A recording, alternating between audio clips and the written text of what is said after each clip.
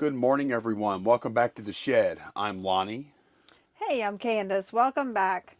We're gonna pull orders this morning, and then we've been invited to a private pick, like a pre-estate sale pick. Right. This is a different one than the last one we went to. We sold something yesterday on Facebook, and we met the guy last night or late yesterday afternoon. We sold. Lonnie's gonna pop up an image right here. It was an Exxon belt buckle and keychain combo lot we made, and we were asking 32, and he agreed to 32. And when we showed up, he gave us $40 and said, "Keep the change." It was crazy. Yeah. I've never experienced that in my life. I was like, I gave him the belt buckle, and he goes, "I got something for you," and he pulls out like a thick wad of 20s, And you were like, "Yes." and he peeled two off, and he handed them to me, and he just turned around, and started walking, and I'm like, "Hang on, man, I'll get you some change. We have change." And he's like, don't worry about it. Keep the change. I'm like, oh. Yeah. That was an $8 keep the change, man. That's pretty sweet. I know it's nice enough with Facebook that you're not paying like eBay fees or whatever. But then when you get bonus on top of that, Right, that was what? awesome. And I was dressed pretty. I mean, maybe it was my Crocs. He probably thought you needed the money for shoes. I Huh? know. He's like, man, this poor guy's wearing Crocs. I better give him a little extra. The weather's changing. He needs to put something warm on his feet. Right. That's one of the good things about selling Exxon stuff. People that work at Exxon, they got money. That ain't nothing. Yep. You know, Yep. like they have, those are good jobs. Yeah. So yeah, not a huge quantity sales day yesterday. Actually, we sold pretty good, money wise, dollar wise, because we did ship a couple of the orders Yesterday. and yeah, y'all see. Let's go ahead and pull these things. Yep. So we sold on eBay and one thing on Etsy, a good thing on Etsy. Yeah. Couple of good things on eBay too. First thing on eBay is a Yadro Gymnast. It's the one with the ball. 12 Charlie.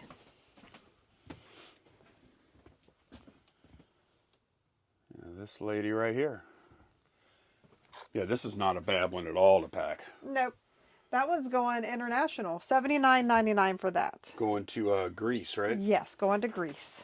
6 Bravo Rosie Perez autobiography signed.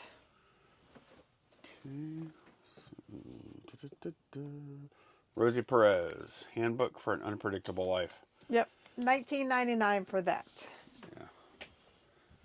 You didn't even put the title of the book in the. No, I didn't. For none of them did I. I just put biography or something or memoir or whatever. Yeah. For all of them because nobody's going to look for that. You know, they all try and come up like with their for their autobiographies. They try and come up with these little titles or whatever. Yeah. Nobody's looking for that. They're searching name, biography, or autobiography. Gotcha. Okay, we sold 2 Italianas. Oh yeah. 2 of them on eBay. 2. This is awesome. We got 2 offers for Italianas, and one of them they offered 35, and the other they offered 30. We countered with 35, and they took it. I was like, well, we can't.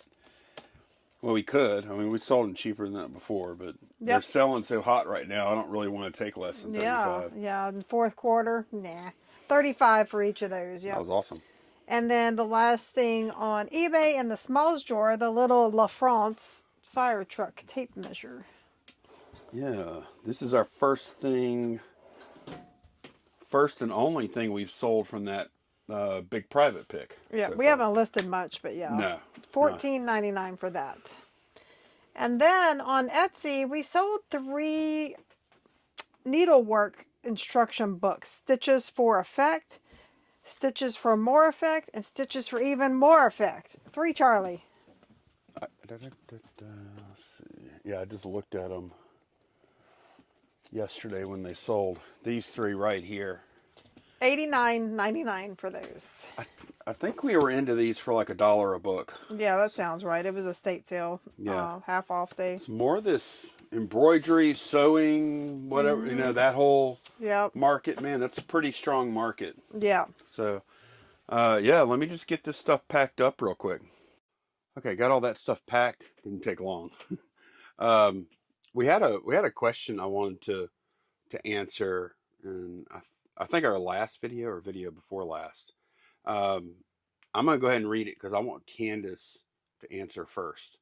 So, not used to this is from No Way Never Again.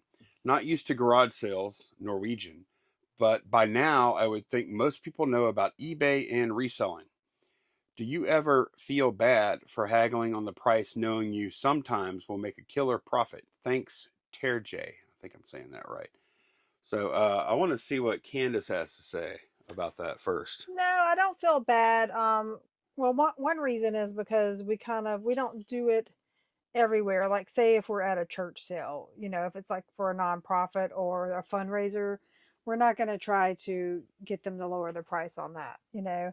Um, another reason I don't feel bad because this is how we make our living. The person selling the stuff has the option to either take our offer or not. There's nothing to feel bad about.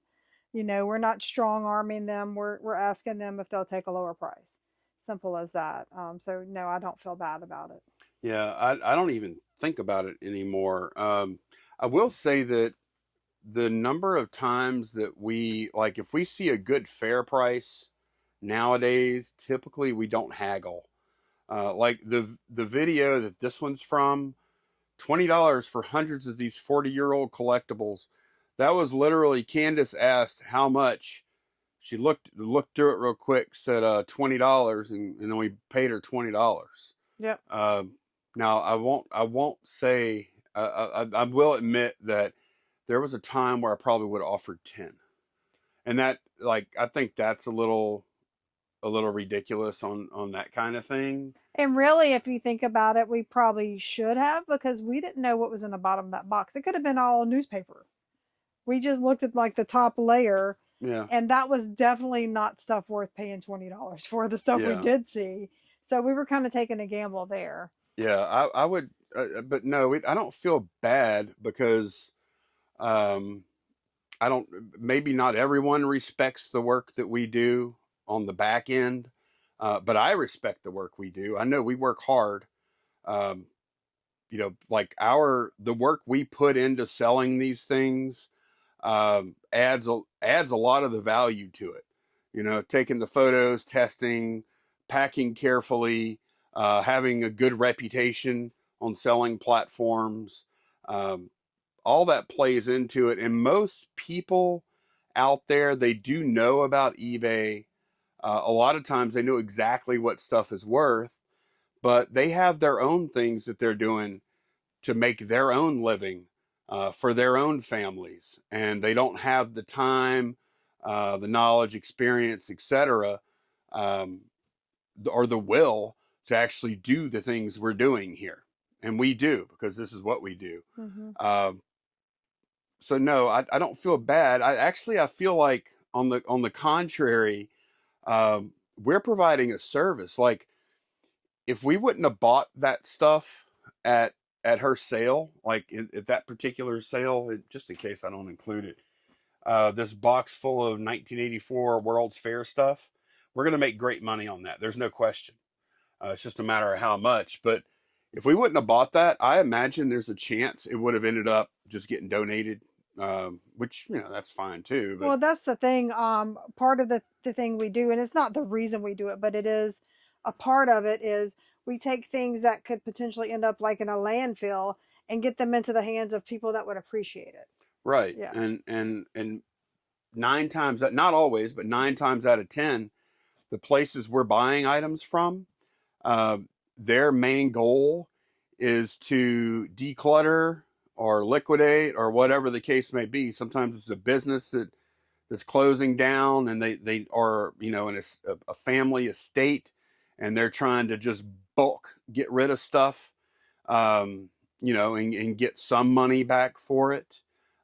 These are all services where I feel like we're providing services to both the people selling, because we're there with cash and a truck, and we're going to take their stuff away from them, uh, for them.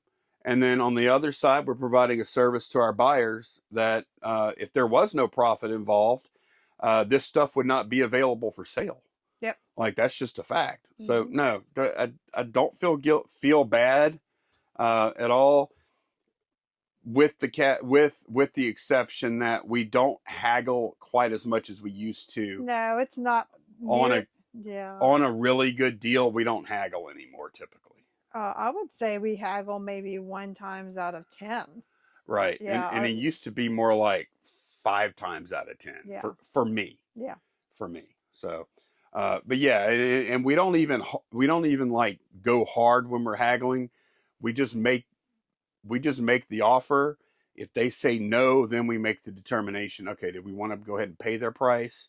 But usually it's a situation where if they don't want to take our price, then we're probably just not going to buy it. Yeah. And then we don't get bent out of shape or anything. It's always very friendly.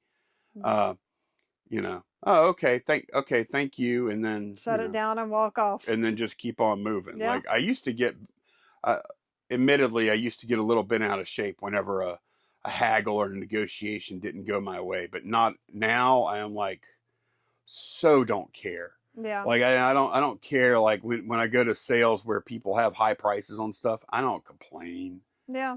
To you, I don't even, that doesn't phase me anymore. Like the way I always look at that is, and that's not part of the question, I understand. Yeah. The way I always look at that, like when someone has some really nice stuff that I would love to buy, but the price is too high and I can't get it, I always just tell myself, well, self, if they had priced it at a price that I would want to buy it, well, there's a really good chance it wouldn't even be here anymore for me to buy anyways. Yep. Like when you go to these late in the day garage sales, or go to the garage sales late in the day and this awesome stuff is there, I'm always like, before I even see the price tags, I'm like, okay, this stuff must be priced way too high. Or there's something wrong with it. Yeah. There's some reason it's still here.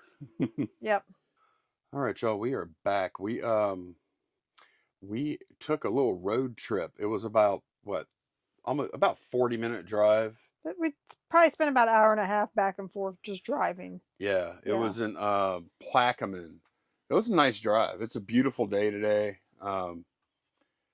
Nice drive. We went out across the river, Mississippi River, and It's headed south. it was just nice. Yeah. It was Nice relaxing. little country drive. Yep. And we bought we bought some books, and it was an estate sale preview situation. This was not like friend of a friend or anything like that. Right. Although we do have a good relationship with the estate sale company, very good, I would say. Mm-hmm. And yeah, you take it from here, Candace. Yep. So hear me out. We paid $156 for all of this, and we're gonna show y'all why. Like, there's some really good books here. That's a lot.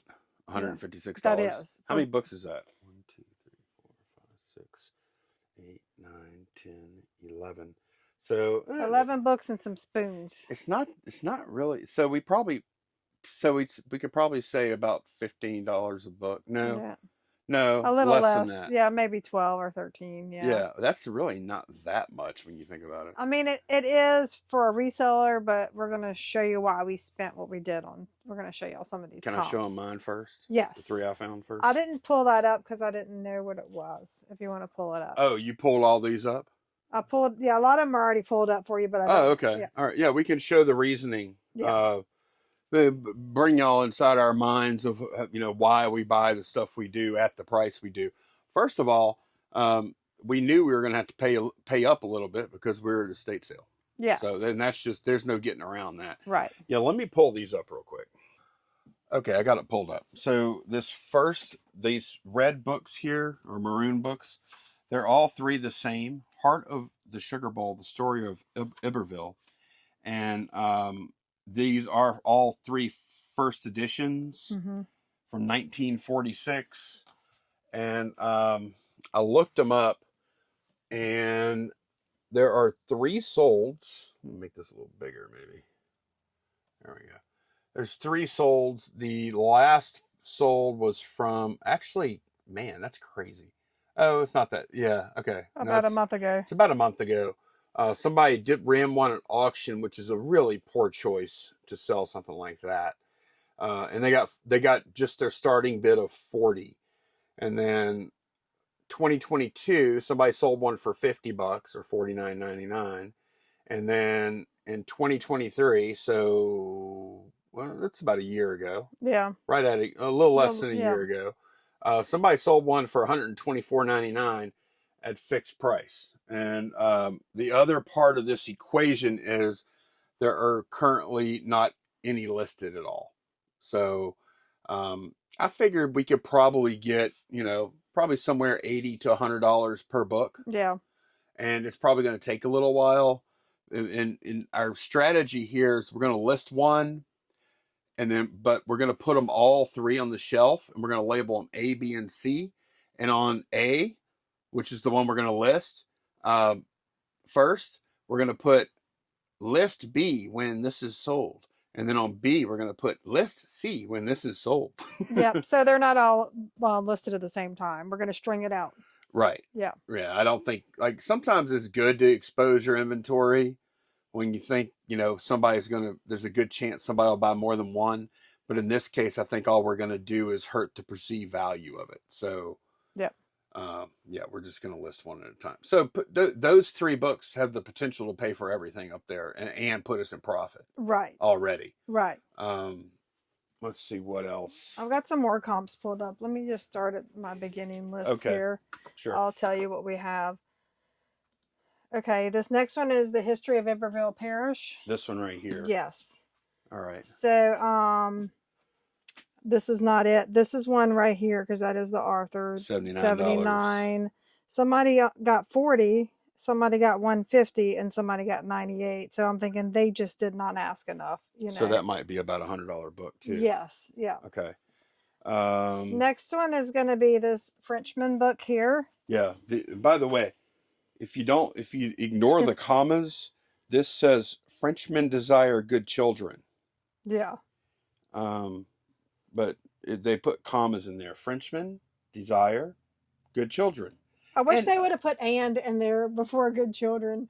Well, no, that's a humor. They intentionally did that. Yeah, that's some sick humor. No, it's intentional. Okay. But yeah. Oh, and also this is a first edition and it's signed. Look how cool it's signed. All he does is signature. Yeah, isn't that cool? Yeah.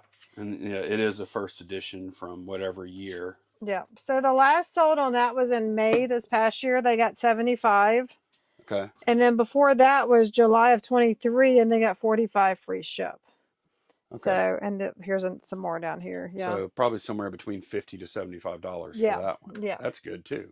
Yeah. It's really good. Okay. The Capital Chef Showcase, we have 2 of those. Yep.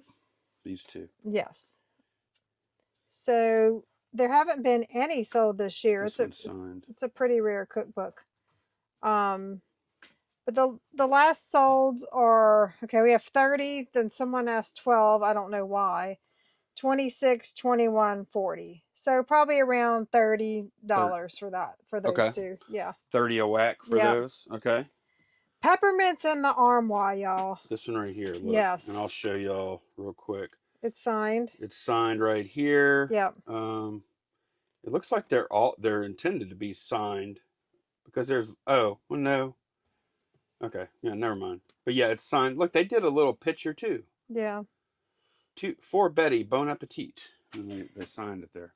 So we have 2 actives in the last 3 months on that. A signed one went for 80 and you mean solds?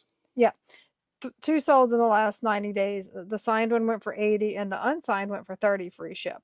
So it's a good book, even not signed. Candace, that thing sold yesterday. Oh, did it? I didn't even check out. I didn't even see that. It literally sold yesterday for $80. That's awesome. That is awesome. Yep. Ours is in really nice condition too on that one. What else we got?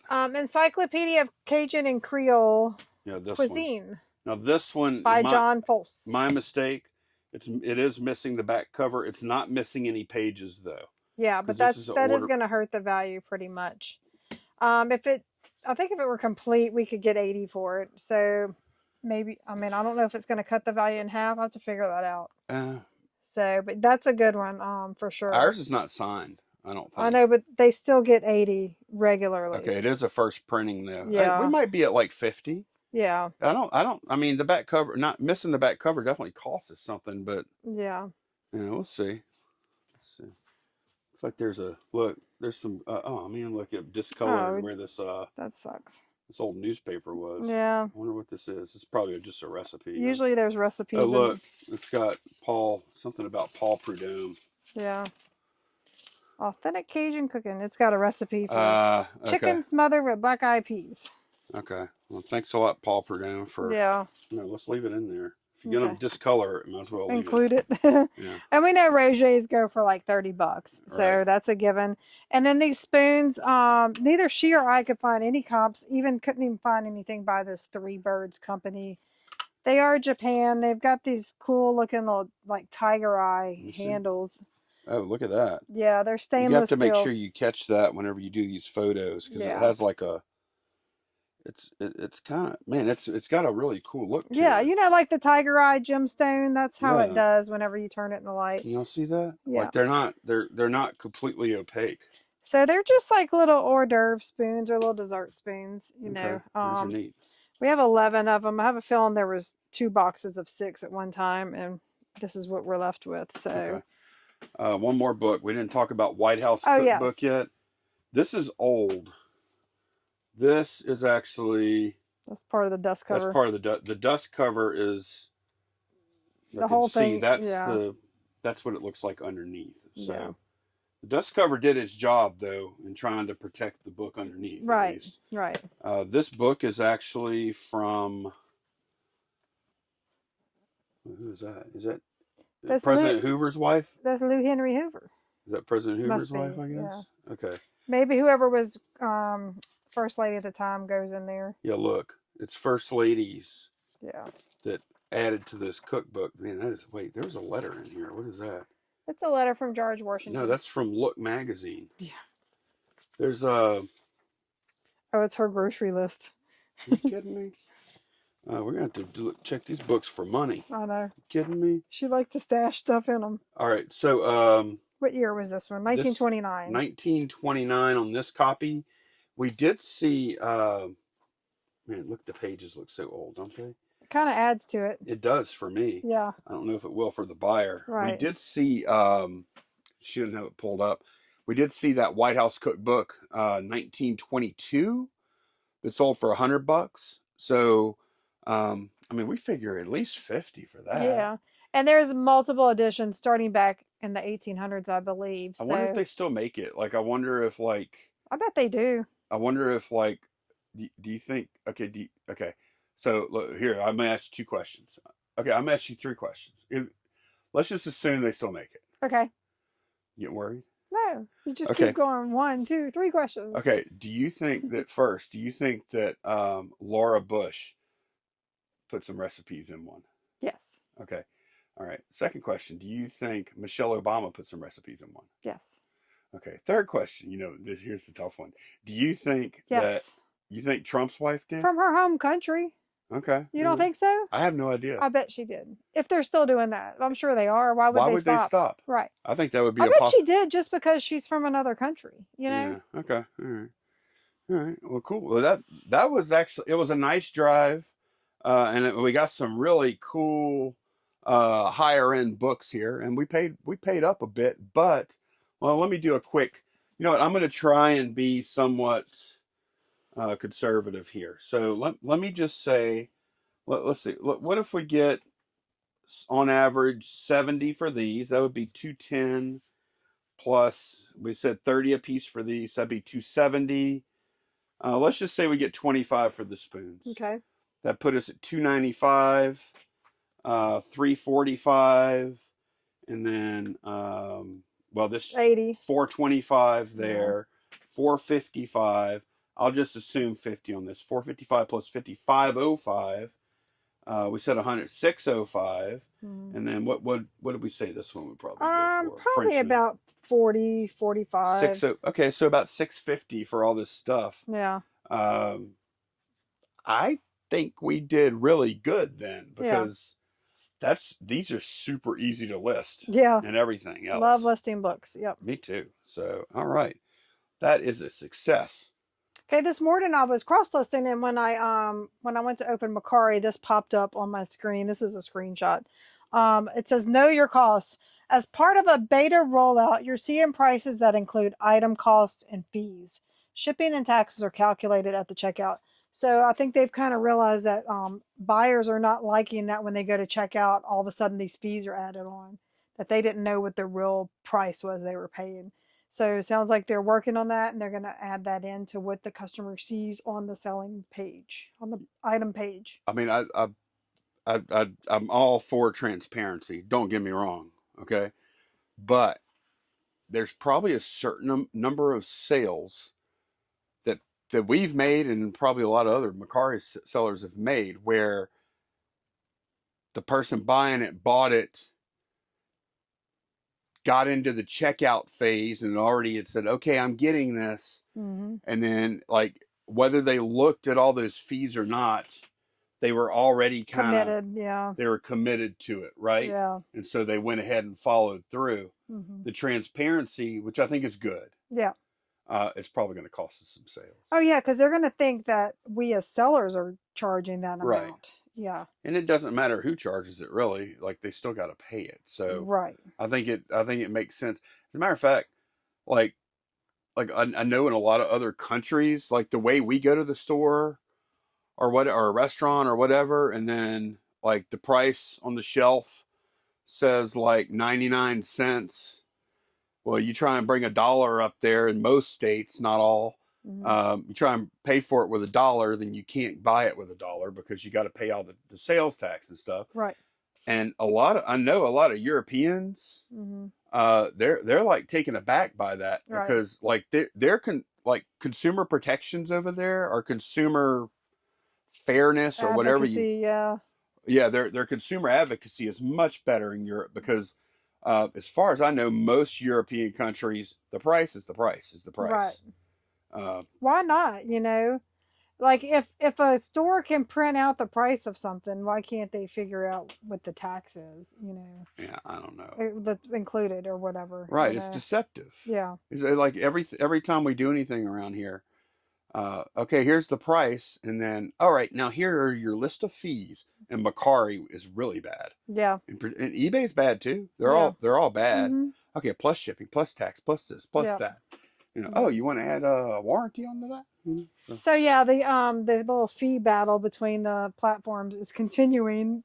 They're trying to evolve and figure out the best way to do that. So We'll let y'all know whenever we make our first Poshmark sale on the new fee schedule. It might be a while. or never. Okay, well, we actually have we got a message on Facebook Marketplace. We have to meet someone. We're actually selling this. Hang on, let me grab it. This Starrett. It's a gauge, right? Like a dial gauge. Yeah, it's like this. Yeah. Dial master. Yeah, we're selling that for $85. But look, let me show y'all this. Check this out. I wanted to pull some stuff, some different stuff than what Candace is listing. She's working on ornaments and stuff. We want to get a little variety going here. So I figured, okay, I'll go list this, because I thought somebody said in our comments that they sold one of these for $50 or something, or good money. I don't remember what the number was. But look, I just pulled up comps on these. Somebody sold one on September 8th for some amount, and then a couple months before that, somebody sold one for $105.99. Yeah. And I just peeled the 50-cent garage sale sticker off the thing. That is wild, man. Yeah. That is nuts. I thought it was cool. I didn't think it was quite that cool. I saw a sticker on the back. They're Okay. saying DH Homes. Yeah. That's a DH, huh? DH Homes. Yeah. DH Homes department store sticker. So, wow, that's 200 to 1. I like it. Yeah, me too. Wow. All right, y'all. We did get back, and we successfully sold our Starrett meter thing. Local sales have actually they've been pretty solid for the amount of work we've been putting into it. And I actually timed it. It was pretty nice. I actually timed how long it took from the time we left our driveway to the time we got back to our driveway. because I could see it like on the cameras, and I could see the exact timestamps. It took us 13 minutes to complete that deal. So that was awesome. Like I have some packs that take longer than that. Most of them don't, but some of them do. Candace already took off. We forgot to close the video. So this is me closing the video. Thanks a bunch for watching, and we will see y'all again very soon. Bye, y'all.